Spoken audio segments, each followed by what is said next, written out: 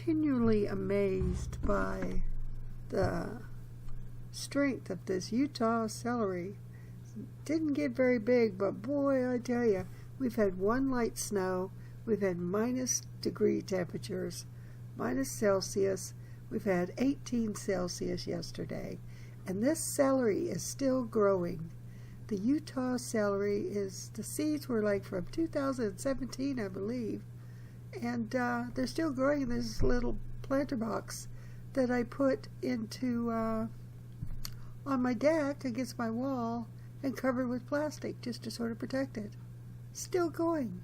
It's Energizer bunny time. Or no, it's Energizer celery time. It's not evil squirrel time.